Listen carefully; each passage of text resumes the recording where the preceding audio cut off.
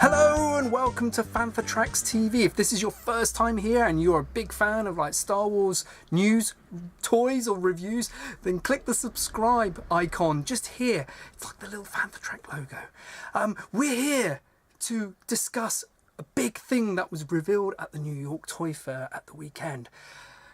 One of the big statement pieces for the entire show, without question, is this awesome Jabba's sail barge. But there's a slight catch. It's being offered by a subsidiary of sorts called HasLab. Now, what is HasLab? Hello, it's star of The Force Awakens, Constable Zuvio here for some fun facts about HasLab. HasLab has been able to be created because Hasbro has millions and millions of dollars after selling millions and millions of the Constable Zuvio figure. The Constable Zuvio figure is so popular that many shops still have them because they just want to keep selling and keep making money of Constable Zuvio. Everybody loves Zuvio. Well, according to the website HasLab.com, HasLab is Hasbro's new crowdsourcing platform that hopes to bring dream products into the hands of fans. With your support, our goal is to make products that are trophy items, both in significance and size, that fans have been clamoring for. Once the campaign is backed with the minimum number of backers as listed by the deadline, Hasbro will bring the product to life.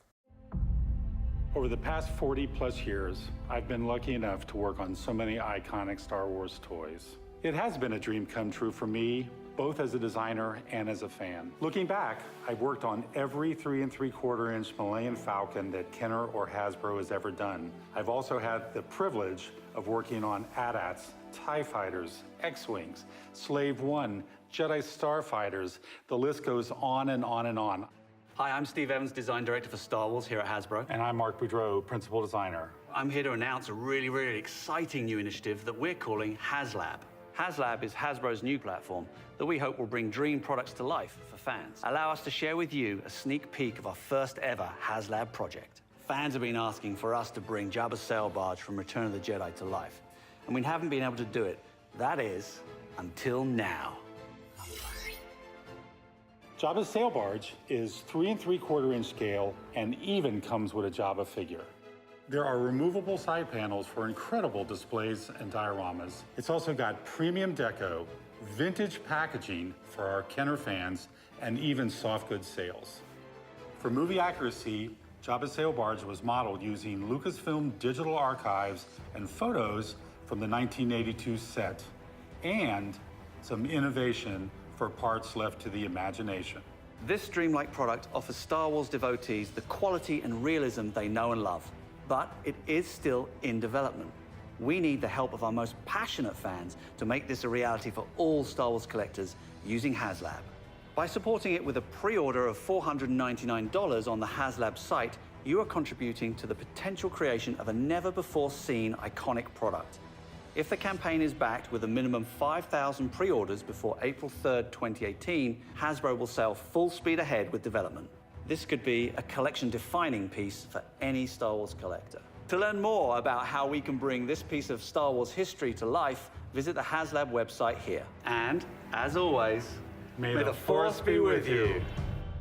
So what does that mean exactly? Is it like a Kickstarter? Well, no, not exactly, and it's probably not the best choice of words to describe what it is that they're trying to do here. Hasbro can actually make this product, but could they find a retailer for it? You know, someone who's going to take the order for it.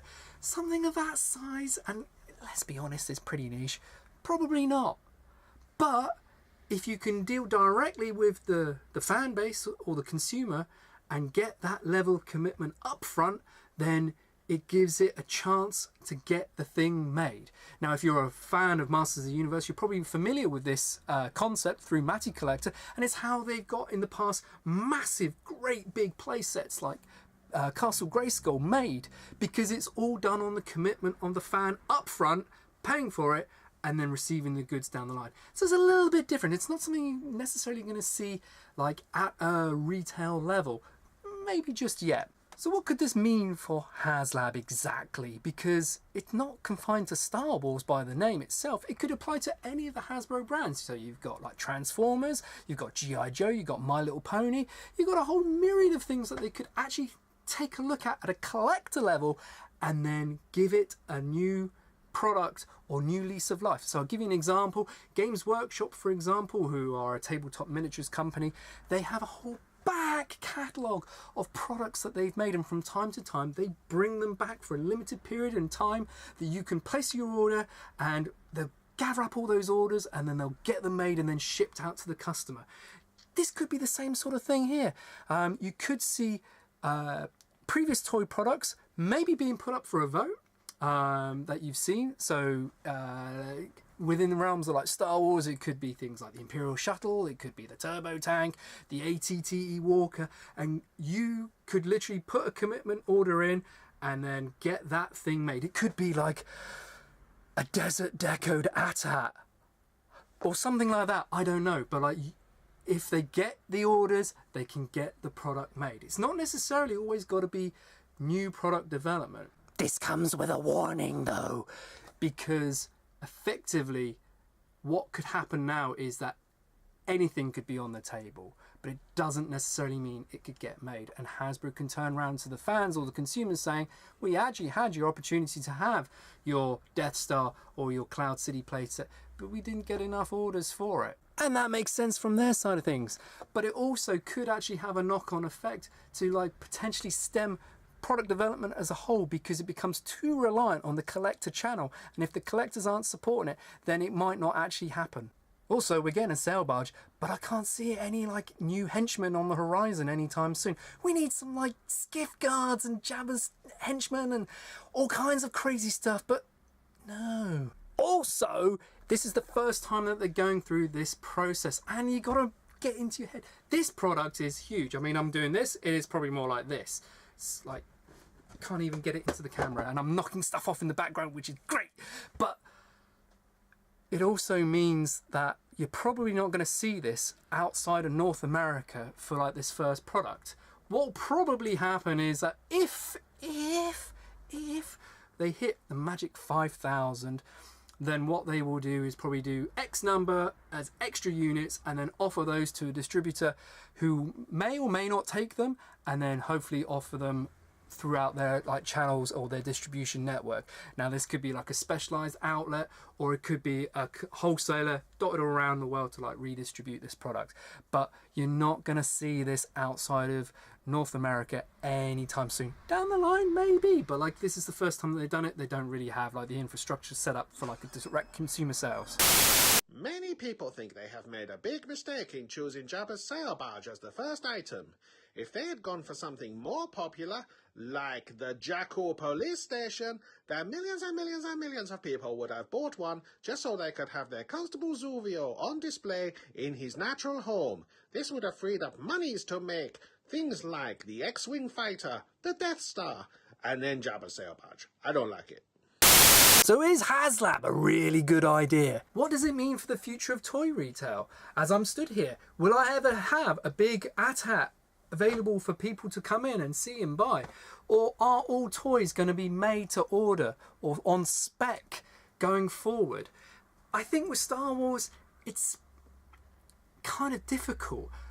It's actually genuinely, you know, where can you go with this? Because Hasbro's Star Wars brand is pretty fractured at the moment, because we're kind of doing 3 3/4 inch, we're doing 6 inch Black Series, we're doing the 12-inch dudes, we're doing Forces of Destiny, we're doing Galactic Heroes, we're doing Interactech. There's all these like different scales without really concentrating on the thing that made them the most money, which was 3 3/4 inch Star Wars figures. Now they are going back to the vintage style packaging, which I have a love-hate relationship, because back when I was selling tons and tons of stuff, I knew that people were buying it for the sizzle, not the sausage. There was no consideration for the action figure. It was all about the fact it was the picture in the vintage style packaging, but it's sold by the bucket load. And we're finally going back to that, which is a blessing and a curse. The part of me that loves the product development kind of is,